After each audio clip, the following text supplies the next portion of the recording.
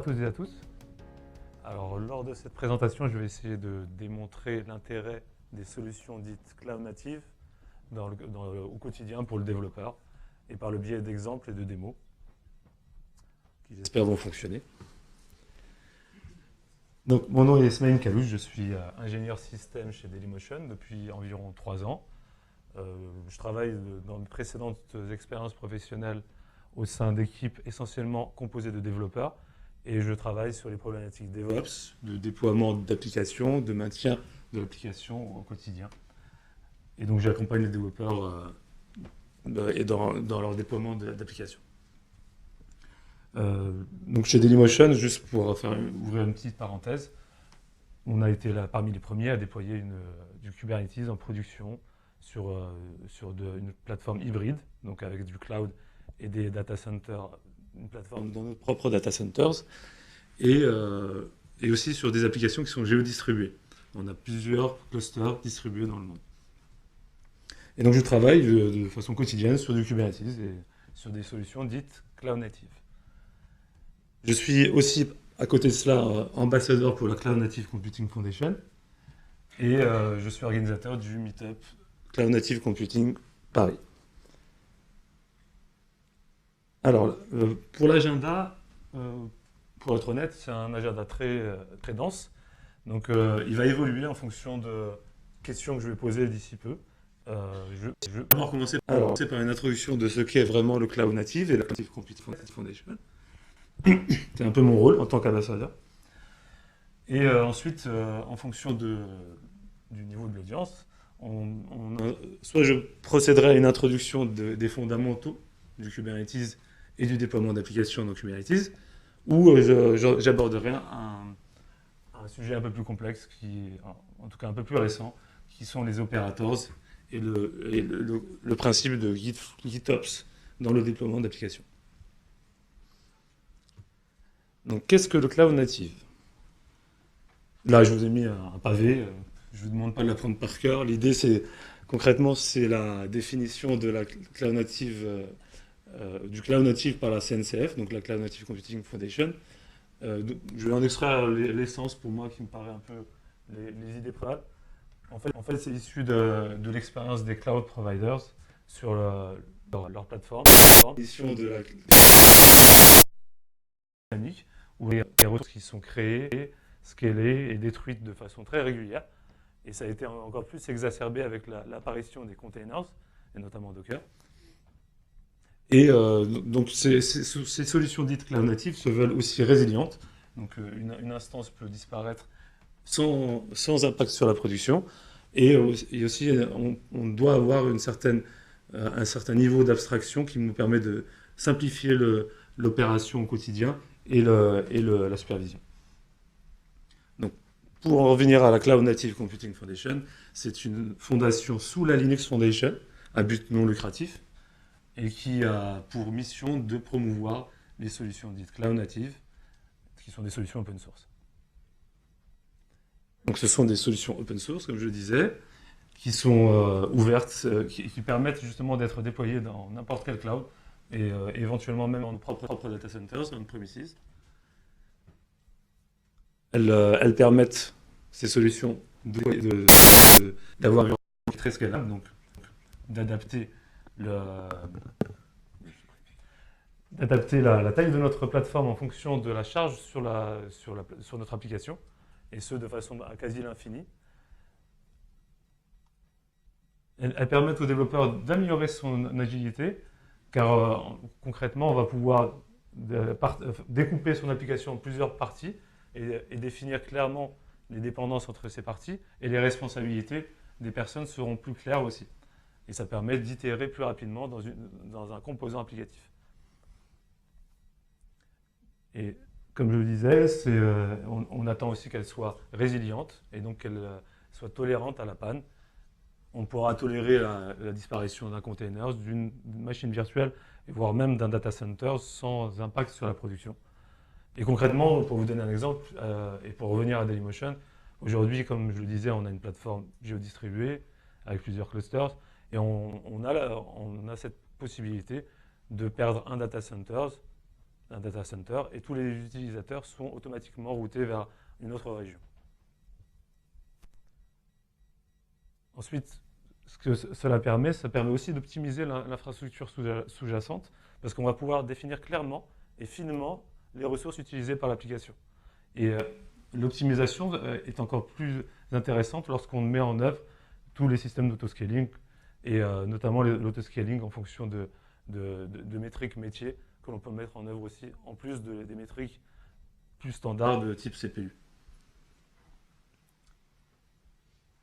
Donc, la Cloud Native Computing Foundation, je vous ai listé les principaux projets qui sont hébergés par la CNCF. Vous en connaissez probablement quelques-uns. Kubernetes, forcément.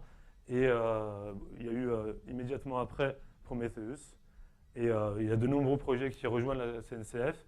Et là, je vous en ai listé quelques-uns, mais il y a de nombreux autres qui sont entrés récemment et qui n'ont pas le niveau de maturité de ces projets qui sont listés ici. Et on a un nombre, des sociétés qui sont très renommées, qui sont membres de la CNCF. Et là, je vous ai listé aussi que les membres Platinum. Et on a quand même des noms relativement célèbres. Si vous voulez en savoir plus sur les différents projets de la Cloud Native Computing Foundation, voire même d'autres projets qui ne sont pas dans la CNCF, mais qui sont dits Cloud Native, il y a un landscape, donc je vous invite à l'explorer, où vous pouvez voir tous les différents projets, et il y en a un certain nombre. Une des missions de la CNCF est en plus d'héberger ces projets-là et de les soutenir, et aussi d'organiser l'une des conférences les plus populaires, celle qui attire le plus de monde, et ce, plusieurs fois par an, dans le monde entier. Et donc la dernière qui a eu lieu en Europe était à Barcelone, et on était environ 8000. La prochaine est estimée à 12 000 à San Diego, et on va avoir un autre événement l'année prochaine en Europe à Amsterdam, et je vous invite à y aller, il y a vraiment des conférences très intéressantes. Donc je vais procéder à juste vous poser une question qui, pour moi, va me permettre de savoir quelle partie je vais aborder par la suite. Donc je vais demander votre participation. Qui parmi vous connaît les fondamentaux de Kubernetes? Ce qu'est un pod, un deployment, comment un service? Levez la main pour tout ça. Ok. Donc on est à même pas 50%. Donc du coup, je vais parler un peu et on va...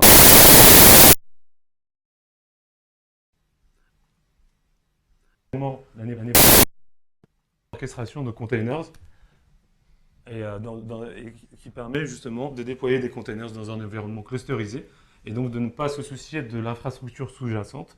On va interagir avec une API et déclarer des objets. Ces objets, généralement, on joue avec des fichiers YAML ou JSON, et ça nous permet justement d'avoir ce niveau d'abstraction.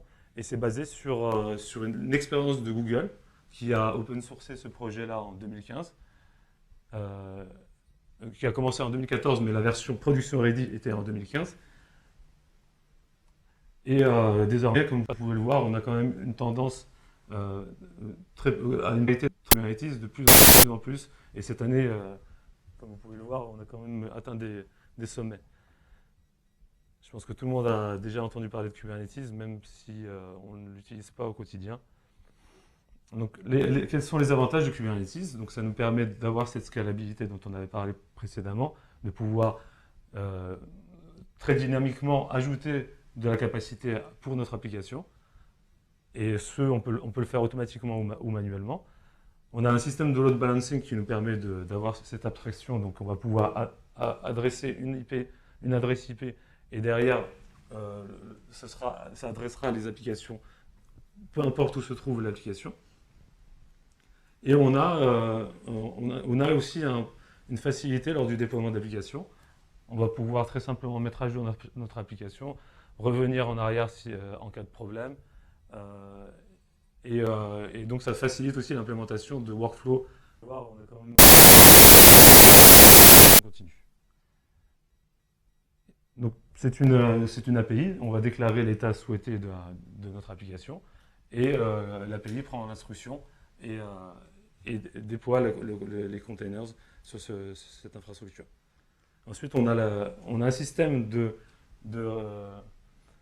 self-healing, c'est-à-dire que ça va faire en sorte que notre application soit toujours rendue. Donc il y a un système qui va vérifier l'état de service et redémarrer l'application si celle-ci ne rend pas le service. Comme je le disais, oui, ça permet de construire un workflow de CI. Je ne vais pas trop entrer dans le détail sur les composants d'un cluster. Je sais que la plupart d'entre vous ont plus une sensibilité de développeur. Donc, ce qu'il faut savoir, c'est qu'on a des composants master qui constituent le control plane, donc ce qui va contrôler l'ensemble du cluster. Et on a des composants de type nœud qui eux, se chargent de faire tourner l'application. Et ensuite, on va interagir en déclarant des objets. Le principal objet avec lequel on va interagir, ou que l'on va créer, c'est un pod. Un pod, c'est tout simplement un ensemble de un ou plusieurs containers qui partagent des ressources communes, ils vont pouvoir communiquer sur une même adresse IP ou partager un volume commun. Et ça permet justement de gérer ces dépendances-là au sein d'une même entité et de pouvoir les scaler de façon identique aux besoins. Là, il y a un exemple très simple où on va pouvoir déclarer deux containers. Le premier qui montrera un volume partagé et on va pouvoir échanger des fichiers entre les deux containers.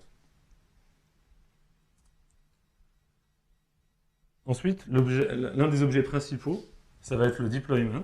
Donc, c'est l'état souhaité de son application.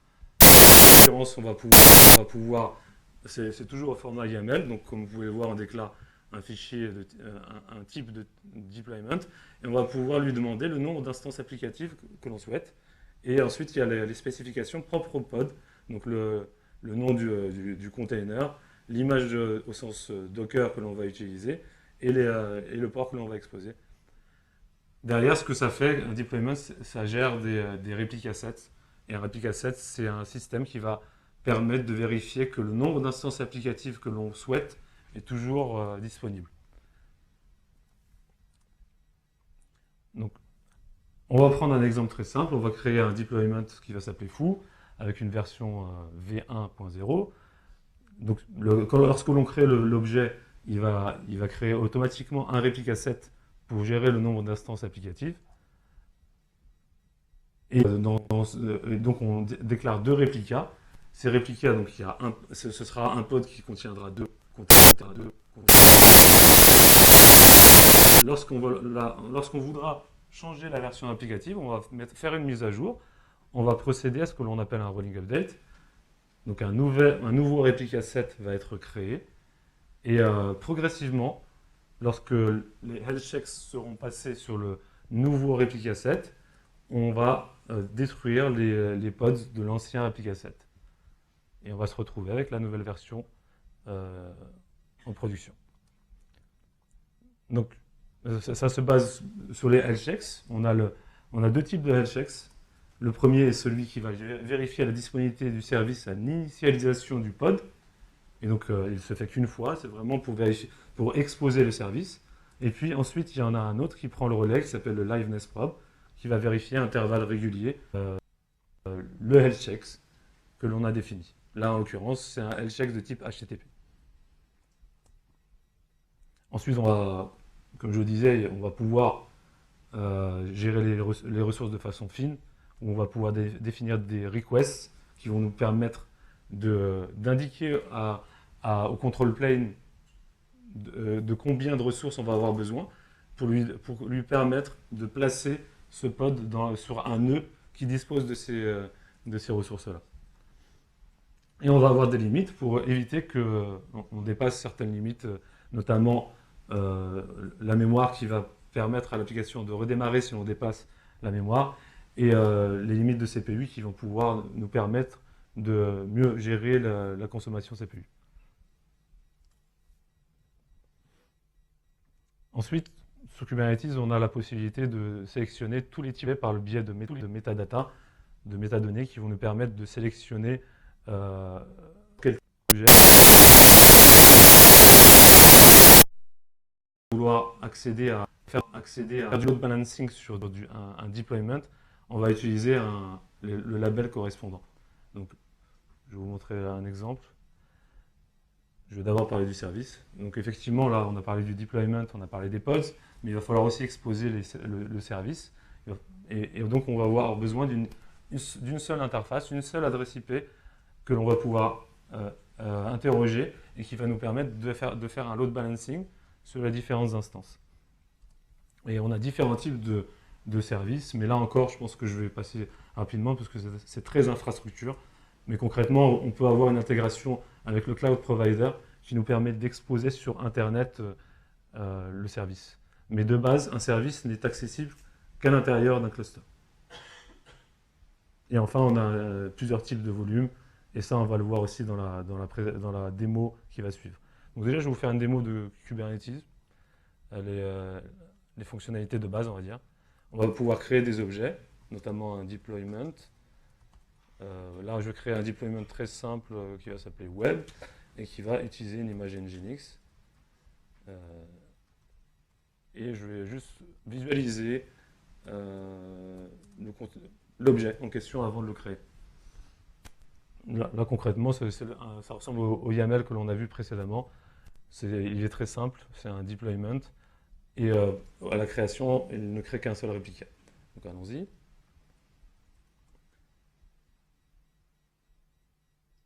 Donc là, on va avoir un deployment.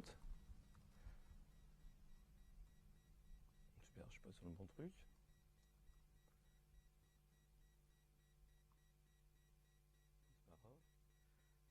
Vous m'entendez toujours, j'ai l'impression? Oui, c'est bon. Et on va avoir besoin d'une... qui se situe là. Un seul réplica. Interroger. Qui se situe là. Un seul réplica set. Et là, on va procéder à ce que l'on appelle un rolling update. Donc, on va faire un...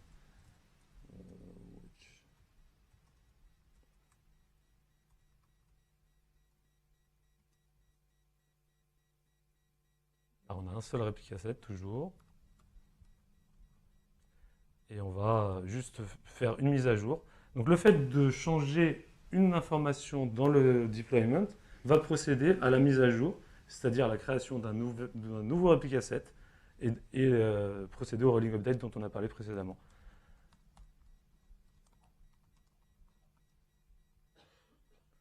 On va ajouter là.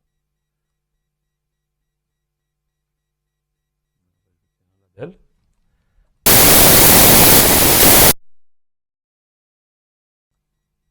Et là, on va pouvoir...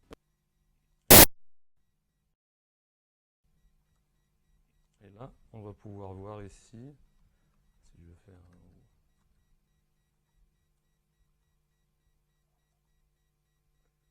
On va pouvoir voir que le nouveau réplica set a été créé et l'ancien a un nombre de réplicas à 1. D'ailleurs, on va pouvoir scaler très simplement, donc ajouter un nombre d'instances applicatives très simplement.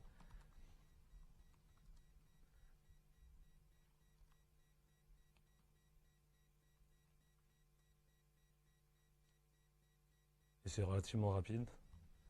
Et on va pouvoir faire un rollback aussi très rapidement.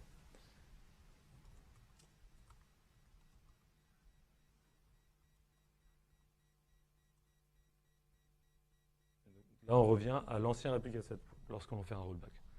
Ça, c'est pour le rolling update. Ensuite, là, on a pu voir le service.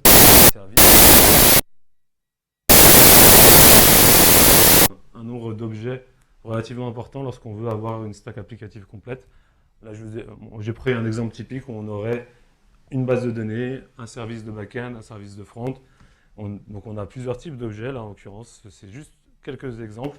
On aurait un stateful set, des secrets, des persistent volume claim, config map, le deployment qu'on a vu. Et tout ça, c'est vraiment un type d'objet dans Kubernetes.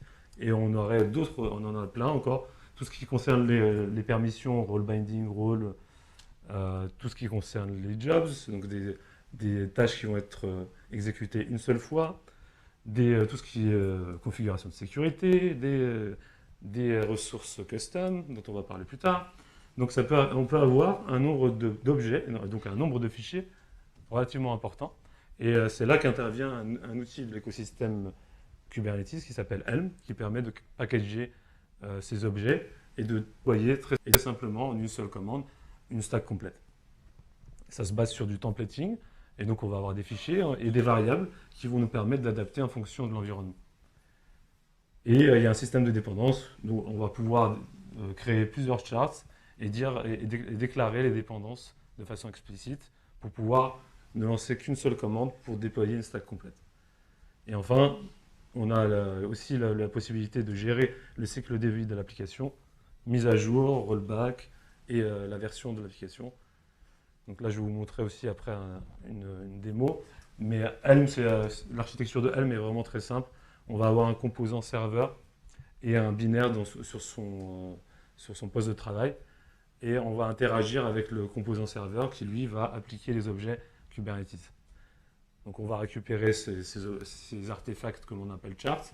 On les récupère soit de repositories distants sur le web qui sont disponibles et qui offrent déjà un inventaire de certains charts, ou on peut avoir une archive tar.gz ou un répertoire local. Donc là, je vais vous montrer un exemple d'un déploiement et d'un chart. On va faire ça. On va créer un chart très simple. Helm create Orléans.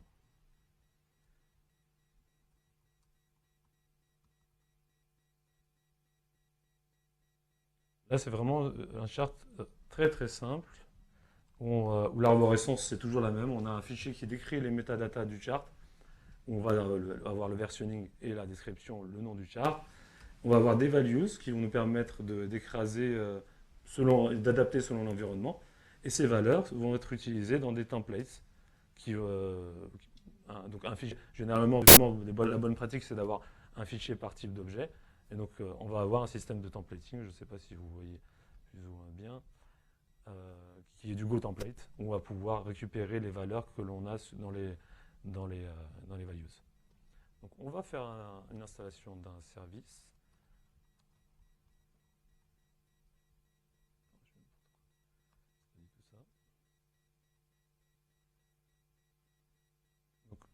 Alors, comme je le disais, on a un système, un serveur distant. Donc là, on a la version client, la version serveur. On peut lister les applications qui sont déployées.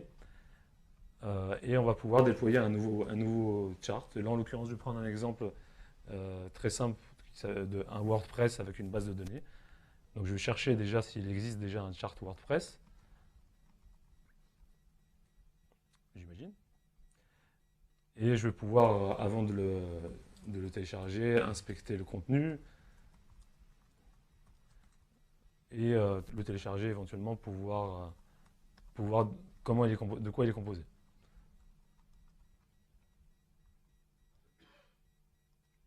Donc on télécharge une archive tar.gz et on va regarder ce qu'il y a dedans.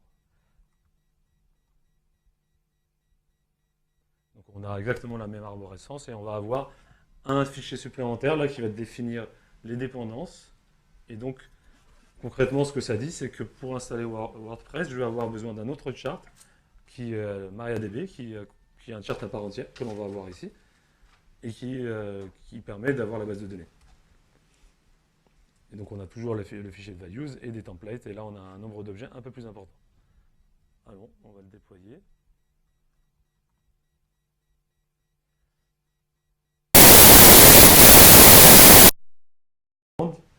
Spécifique. On va avoir des spécifiques variables. Là, on a un mot de passe et un username. Et on peut déjà simuler l'installation, comme on l'a fait tout à l'heure avec Kubernetes. Et on va voir les objets qui vont être rendus. Donc, il y aura tout l'aspect templating qui sera déjà traité. Et on va voir un certain nombre d'objets, je ne veux pas rentrer là-dedans, mais je vais vous le déployer.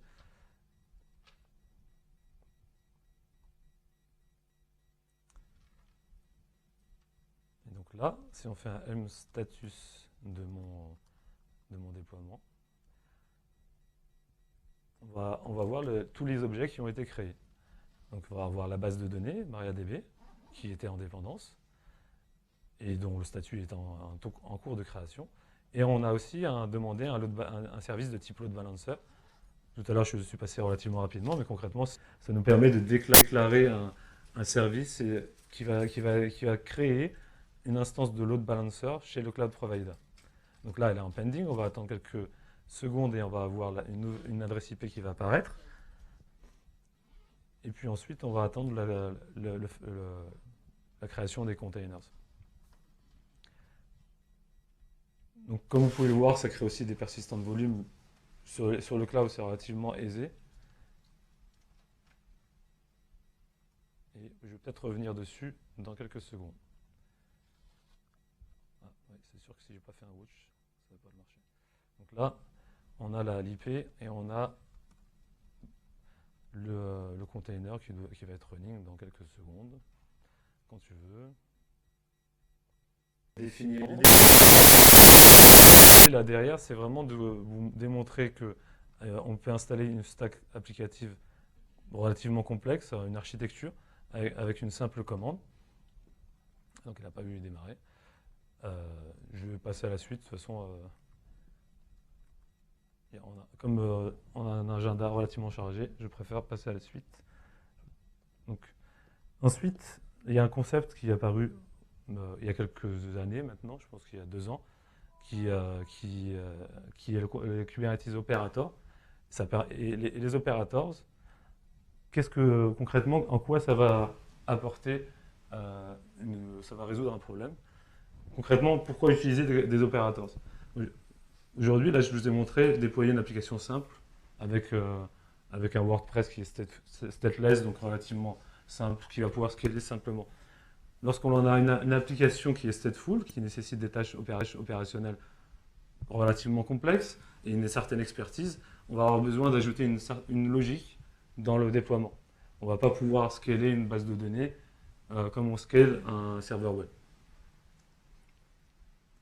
Donc on a un système qui nous permet, les opérateurs vont nous permettre d'utiliser l'API Kubernetes et donc d'utiliser le système de déclaration natif à Kubernetes. Donc on va déclarer l'état souhaité de notre objet et on va utiliser des objets qui sont désormais gérés par ce que l'on appelle des Custom Resource Definition. Donc on va pouvoir définir de nouveaux types d'objets. Et ces objets-là, on va avoir le système de control loops, donc propre à Kubernetes, qui va nous permettre de vérifier l'état intervalle régulier et de réconcilier en fonction de ce que l'on a déclaré. Donc on aura l'état réel correspondra à déclarer. Et ça permet de nombreuses tâches, je reprends pour le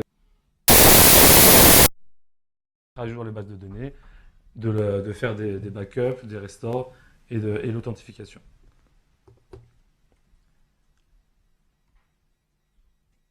La création d'un opérateur est maintenant simplifiée. On a un repository que je vous ai mis là qui va vous permettre de créer votre opérateur relativement simplement. Donc je vais vous donner quelques exemples, ce sera plus parlant. Là, vous avez un repository, enfin un site web qui va vous permettre d'explorer les différents opérateurs disponibles. Et par le biais d'exemples concrets, on va voir quel serait l'intérêt d'un opérateur. Là, le premier exemple est un outil qu'on appelle Cert Manager, qui va concrètement simplifier la création et le renouvellement de certificats TLS. Je pense que tout le monde parmi vous a déjà eu une complexité à gérer des certificats TLS au quotidien. Parfois, on doit demander à l'équipe d'infrastructure de demander à l'autorité de certification un nouveau certificat. Là, en l'occurrence, le Cert Manager se charge de tout cela et de façon automatique. Et le développeur va pouvoir être autonome. Je vais vous montrer un exemple.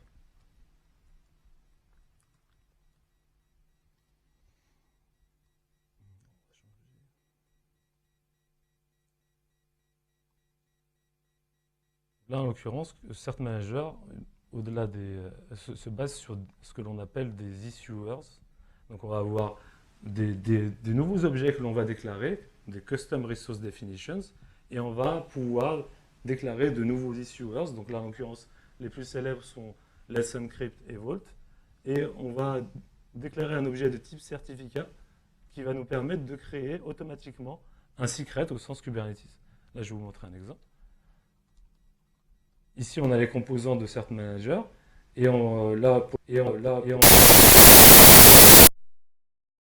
Comme vous pouvez le voir, on utilise un opérateur aussi pour Vault et pour etcd. Donc on va créer le fameux issuer déjà dans un premier temps.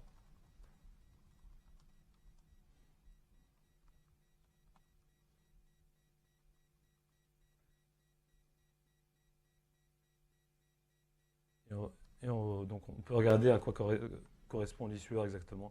On peut décrire n'importe quel type d'objet là. Donc là, l'issuer, on va pouvoir le décrire, comme c'est un nouveau type d'objet. Ah, issuer. Ouais, oh, je dis n'importe quoi. Ok. Donc là, on va pouvoir voir la configuration que l'on a mise en œuvre pour pouvoir interroger le Vault en local. Et on voit l'état qui... le Vault est prêt à prendre des créations de certificats. Donc on va créer un certificat.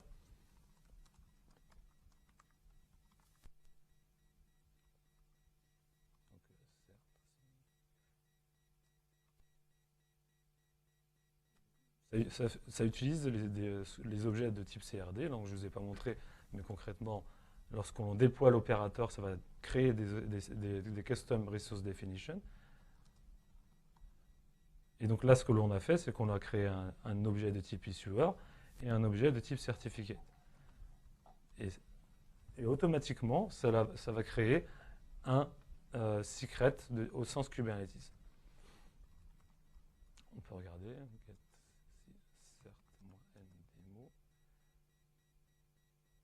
Et ça va créer l'objet de type secret qui est là.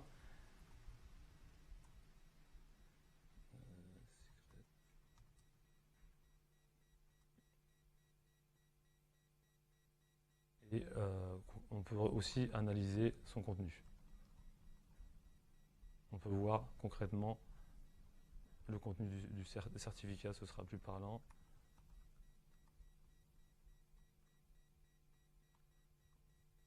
Et on voit sa durée de validité et à quel moment il va être renouvelé et certaines configurations, notamment les noms de domaine supportés.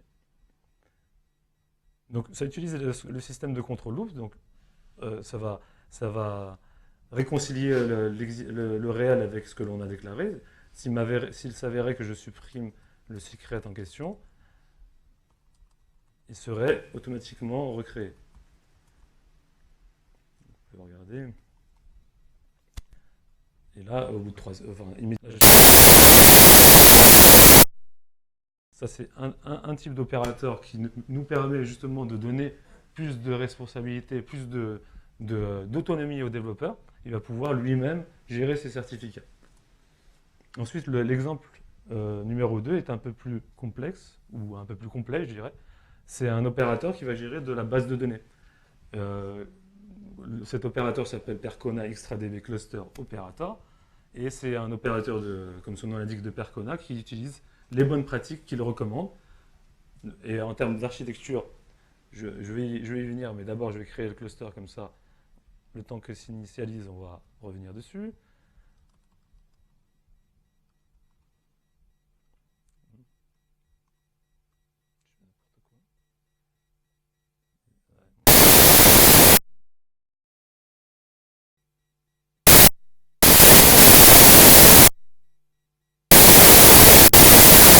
Des Custom Resource Definition propres à l'opérateur.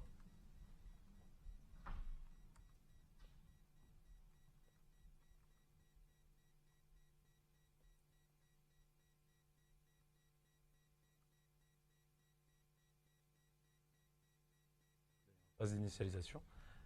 Ce que ça va déployer concrètement, le fait de déployer un objet de type PIC, donc Percona XtraDB Cluster, ça va déployer un stateful set, donc qui sera composé de proxy SQL, un load balancer spécialisé dans MySQL, et qui a plusieurs fonctionnalités, notamment du caching, du routing de SQL. Mais là, en l'occurrence, ce qu'il faut retenir, c'est que ça va load balancer sur du MySQL et s'assurer que les serveurs de base de données sous-jacents répondent bien.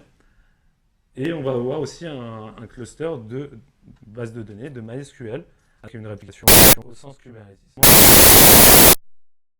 Écriture, chacune des instances est en lecture-écriture, ce qui nous permet de scaler aussi horizontalement les bases de données. Donc ce que l'on va voir, c'est que immédiatement, je viens de créer, et là on voit qu'il y a déjà une instance de base de données et le proxy SQL, et on va pouvoir s'y connecter. Voilà, client. OK. Et on va créer une base de données.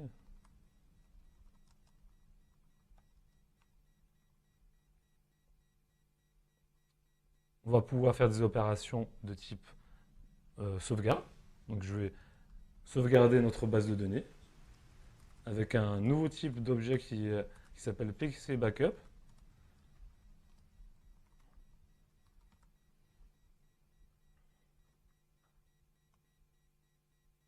Et donc ce que ça lance un job qui va permettre de sauvegarder les données que j'ai dans mon cluster. Donc c'est le job en question qui est en train d'être créé, qui va sauvegarder le job en question, la base de données en question dans un persistant de volume. Et ensuite, on va pouvoir le restaurer. Mais d'abord, je vais faire une bêtise. Je vais supprimer la base de données. Quand la sauvegarde sera terminée, bien sûr. Je ne vais pas faire l'erreur de... On va pouvoir voir l'état d'avancement de la sauvegarde. Donc, on voit qu'elle est terminée depuis 3 secondes. Et on va pouvoir supprimer la base de données. Voilà.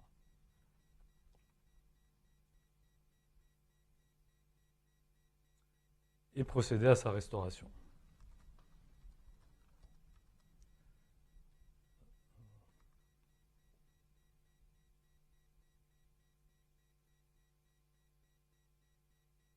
Je pense que j'ai peu de temps encore, donc je vais laisser terminer la restauration, je reviendrai dessus. Et comme je le disais, je n'aurai pas le temps de traiter tous les sujets. Ça, c'est un sujet à part entière qu'on pourra voir éventuellement. Je vous enverrai les slides et n'hésitez pas à me contacter si vous voulez. Mais concrètement, là, ce que l'on a pu voir avec tous ces exemples-là, c'est comment on peut déployer une application dans Kubernetes sans pour autant avoir une connaissance de l'infrastructure sous-jacente. On a pu voir comment packager justement ces objets-là. On a pu aussi voir l'intérêt des operators parce que là, concrètement, gérer un serveur de base de données de telle sorte de pouvoir le scaler, de pouvoir de faire des opérations de backup aussi simplement, c'est vraiment efficace et ça permet d'améliorer le travail au quotidien. Et concrètement, ces solutions-là, ce n'est pas juste de la démo, ce sont des solutions que l'on va mettre en œuvre dans le cadre de mon travail chez Dailymotion. On a déjà mis en place du Cert Manager et on va déployer de la base de données opérée avec le Percona XtraDB Cluster qui va nous permettre de géodistribuer de la donnée aussi. Et donc, j'ai aussi un blog post qui va vous permettre de savoir quel était notre cheminement dans le déploiement d'applications. Je vous enverrai les slides. Je ne sais pas comment pouvoir communiquer avec l'équipe d'organisation, mais on va pouvoir vous les envoyer. Et je vous ai remis quelques liens, notamment le landscape et le hub pour l'opérateur. Voilà. Donc, je vous remercie. Si vous avez des questions.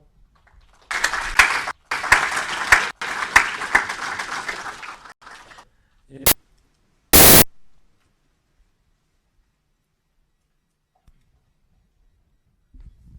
je reviens quand même sur la restauration.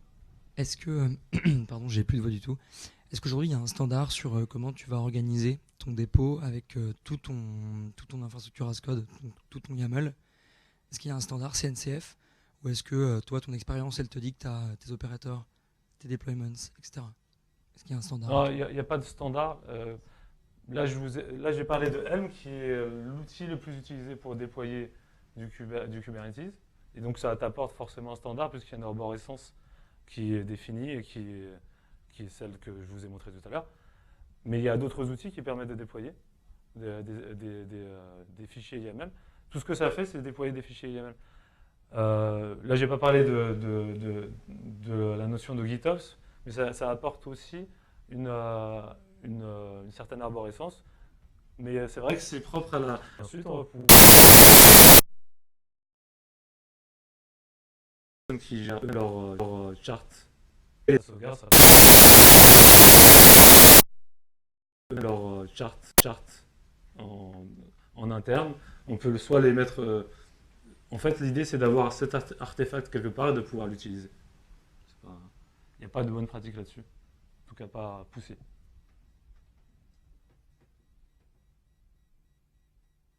D'autres questions, peut-être?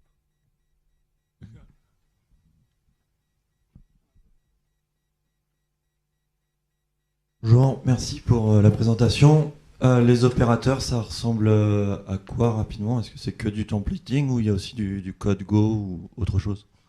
Les principaux sont faits en Go. La plupart sont faits en Go. Après, il y a aussi la possibilité de faire des opérateurs en Python. Je crois que c'est assez récent. Et il y a aussi la possibilité de faire des opérateurs Helm qui sont très simples à mettre en œuvre. On va pouvoir créer un objet de type Helm qui va déployer un chart concrètement. C'est vraiment super simple. Mais c'est vrai que la plupart sont faits en Go. Merci.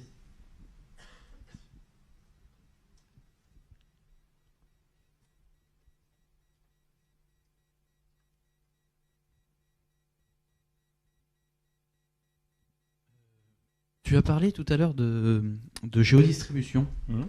Ça m'intéresse pas mal. Du coup, la question c'est, tu as un endroit là où, dans les fichiers YAML où tu peux préciser où est-ce que tu le déploies? Non. En fait, c'est lié au templating dont j'ai parlé. Chacun template comme il veut ses charts. Nous, on a, chez Dailymotion, c'est toujours bien sûr une décision qui est propre à chaque entreprise. On a certaines valeurs qui sont values, donc des variables qui sont globales, qui vont nous permettre de définir la région, le cluster, quel est l'environnement. Mais tout ça, c'est du templating. Concrètement, c'est ça. Et on va pouvoir, en fonction de ces values, définir les ressources que l'on va mettre en œuvre, le nombre d'instances applicatives. D'accord, puis j'en profite si je peux pour une deuxième question. Oui. Concernant les réplications dynamiques, donc tu nous as montré du statique, en fait, un nombre précis. Du coup, on peut se baser sur des métriques métiers, de nombre d'accès, etc. Oui, c'est possible de le faire. Il y a certaines intégrations chez des solutions de monitoring connues comme Datadog. Nous, c'est ce qu'on utilise. Et il est possible aussi d'utiliser Prometheus, donc la solution de supervision. Donc on va pousser des métriques et on va pouvoir déterminer des seuils en fonction de ces métriques-là. Et en fait, concrètement, on a un vrai retour d'expérience là-dessus, où on avait défini de façon en dur le scaling d'une des principales applications chez nous. Et récemment, on a utilisé de la custom metrics, et ça nous a permis de définir un nombre minimum d'instances applicatives. Et en fonction du nombre de requêtes, ça permet de justement augmenter notre capacité. Aujourd'hui, on a une capacité qui est liée au cloud provider principalement, mais concrètement, on peut scaler à un nombre très important de requêtes par seconde. Oh, merci.